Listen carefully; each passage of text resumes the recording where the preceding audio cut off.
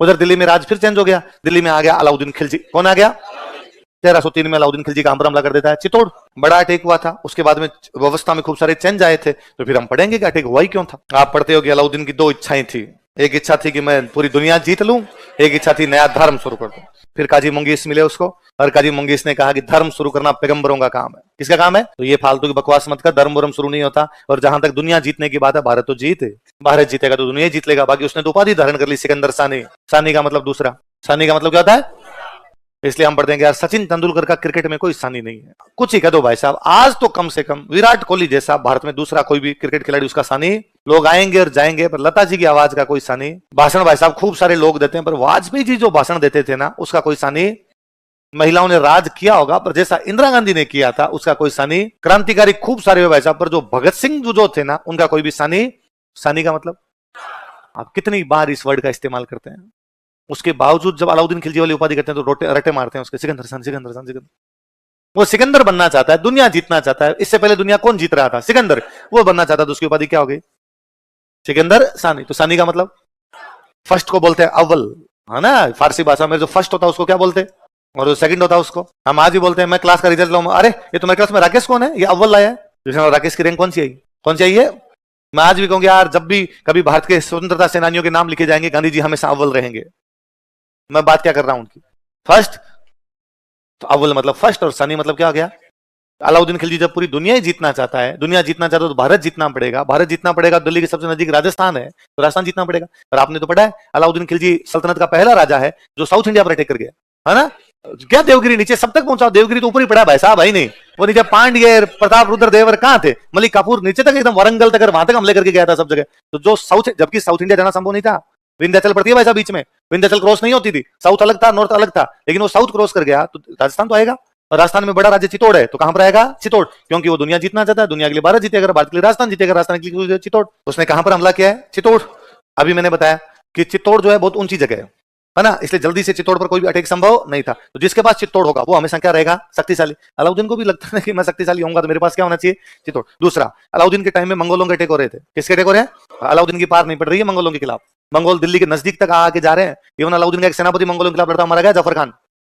और अलाउद्दीन ने एक बार तो दिल्ली घेर ली थी, उसने जैसे जैसे राम राम करके दिल्ली बचाई है, तो उसको लगता था कल को खुदा ना खास्ता मंगोल दिल्ली पर कब्जा कर गए तो मेरे पास ऐसी जगह तो नहीं चाहिए जहां पे जाके जान बचा सकूं। तो वो जगह कौन सी हो सकती थी? दिल्ली की सबसे नजदीक चित्तौड़ था। चित्तौड़ ऊंचा था तो जल्दी से मंगोल उस पर अधिकार भी करे। इसका मतलब चित्तौड़ के किले का सामरिक महत्व है। मेवाड़ राजा कौन है?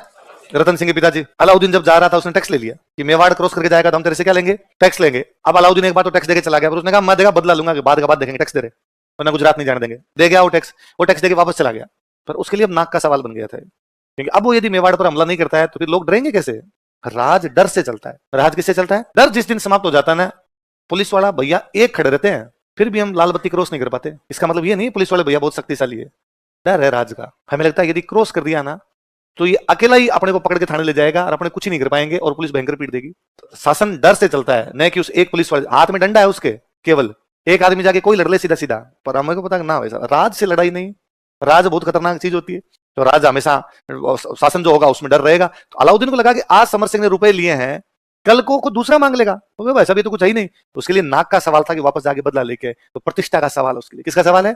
कि उससे समर सिंह ने क्या ले लिया था? टैक्स। तो वो अपनी इज्जत बचाना चाहता भाई साहब, वरना उसके मंत्री नहीं मानेंगे उसकी बात। अपने यहाँ पे हुआ करता था कि भाई जब भी दुश्मन की सेना बहुत ज्यादा हो और अपनी सेना कम हो तो बाद में युद्ध का अपने तरीका था। भाई युद्ध दो प्रकार से हो सकते हैं, एक तो मैदान में जाके लड़ो, आपकी सेना दुश्मन की सेना बराबर है, तब तो कहां पे जाके लड़ लो? मैदान में। आपके पास 10,000 है, अगले के पास 10,000 है, अगले के पास 15 भी है, 18 भी है, तो मैदान में आमने सामने लड़ लिया करते। पर आपके पास है 10,000, दुश्मन के पास है 1,00,000, तो पता था कि मैदान में लड़ने का कोई भी फायदा नहीं। फिर किले में बैठ के लड़ो, आप किले के ऊपर हो, दुश्मन नीचे बैठा है, ऊपर से पत्थर भी मारोगे तो भी नीचे वाला मरेगा। अपने सारे किले बहुत ऊपर बनाए हुए थे, तो किला बंद करते, किले के अंदर बैठ जाते, वहां से ऊपर से अटैक किया करते। किले के अंदर घुसने का कोई रास्ता नहीं होता तो दुश्मन बाहर बैठा रहेगा। कितने दिन बैठा रहेगा? थोड़े दिनों बाद उठ के जाना पड़ेगा, वरना बाहर बैठा रहेगा, कहां से खाना पीना लेके आएगा, सप्लाई कहां से लेके आएगा। पर इस बार अलाउद्दीन लंबे टाइम तक बैठा था, 8 महीने का घेरा डाल दिया था उसने। कितने महीने का? 8 महीने के आसपास वो इधर ही बैठ गया था, 8 महीने का घेरा डाल दिया था। 8 महीने का जब उसने बाहर घेरा डाला तो किले के अंदर भी जब सारी पब्लिक किले के अंदर बैठी है तो अंदर का तो खाना पीना बंद होगा।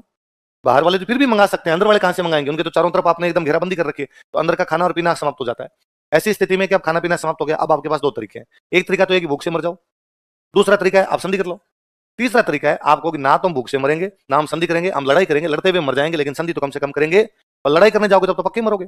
तुम तो 10,000 हो, बाहर वाले कितने बैठे हैं 1 लाख। तो वो जो लड़ाइयां होती जिनमें फिक्स था कि भाई हम जीत तो इनके अंदर पाएंगे नहीं, पर लड़ाई ऐसी की जाए कि दुश्मन को ज्यादा से ज्यादा नुकसान पहुंचाया जाए कि हम तो 10 मरेंगे लेकिन सामने वालों के 30 लेके मरे, इनको नुकसान पहुंचाया जाए। पर व्यक्ति को जब ये पता चल जाता है ना वो मरेगा, उस समय कोई भी बंदा लड़ाई करेगा ना इसी प्रकार की लड़ाई करेगा।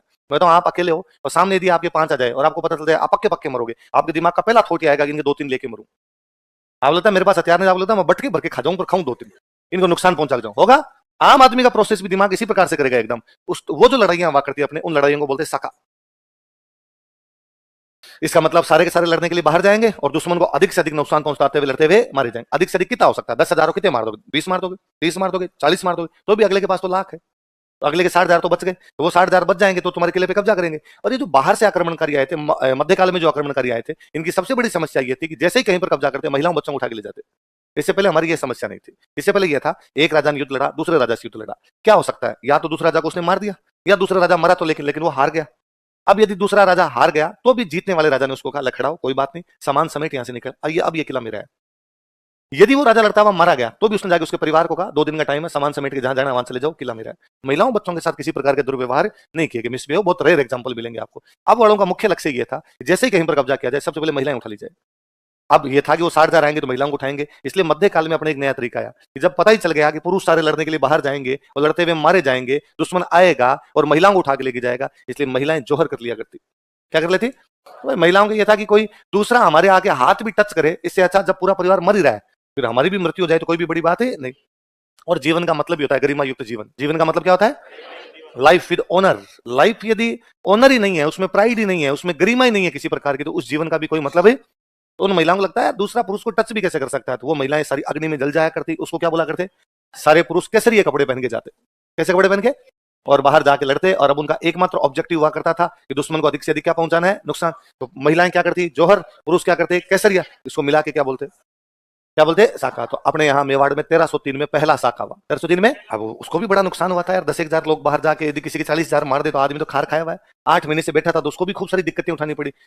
अंदर आया, उसको लगा कोई बात नहीं, इतनी नुकसान उठाने के बाद में अंदर जाके किले पे कब्जा करेंगे और इसके परिवार को उठा के लेके चले जाएंगे। लेकिन अंदर आने के बाद देखा कि परिवार तो ही नहीं, सारे के सारे वो तो राख ही राख पड़ी है। तब खिसियानी बिल्ली खंबा नोचे, कुछ ना कुछ तो करे। तो सामान्य पब्लिक, सामान्य जनता, खेती करने वाले लोग, मजदूरी करने वाले लोग, जिनका युद्ध से कोई लेना देना, जिनका राजा के परिवार से कोई लेना देना, सामान्य प्रजा थी। अपने यहाँ युद्धों के टाइम में प्रजा को भी किले के अंदर शिफ्ट कर लिया करते कि भाई प्रजा को बाहर नुकसान पहुंचाएंगे वरना इनको अंदर शिफ्ट कर लो। वो अंदर निरीह पब्लिक, असहाय लाचार लोग बैठे थे। अलाउद्दीन ने सबको काट दिया। 30,000 लोग काटे थे उसने। 1311 आ गया। इधर खिजर खान चित्तौड़ में बैठा बैठा परेशान हो गया। तो खिजर खान ने अलाउद्दीन को मैसेज किया कि पिताजी मैं चित्तौड़ खूब साल रह लिया, अब मैं दिल्ली आना चाहता हूँ वापस। तो अलाउद्दीन ने कहा ठीक है तुम वापस आ जा। तो चित्तौड़ किसको सौंपा जाए? तो उसको लगा राजस्थान के किसी आदमी को चित्तौड़ दे दिया जाए। तो राजस्थान का आदमी कौन है उसके पास? ये खुद है कहाँ का? जालोर। लेकिन इसको जालोर नहीं देना, क्योंकि जालोर देने के बाद तो आदमी में मातृभूमि के प्रति वो भावना होती है, कल को वो कदे जालोर मेरा, अलाउद्दीन को टैक्स नहीं दूंगा। तो उसने कहा तुझे मैं राजस्थान तो भेज रहा हूँ, मेरी तरफ से तू क्या संभालेगा? चित्तौड़। तो पहले चित्तौड़ किसको दिया गया? खिजर खान। बाद में चित्तौड़ किसको दे दिया गया? मालदेव सोनगरा। उसकी बड़ी बड़ी मूछी थी इसलिए क्या बोलते हैं? जालोर के कौन से राजा का भाई है? कानड़देव सोनगरा।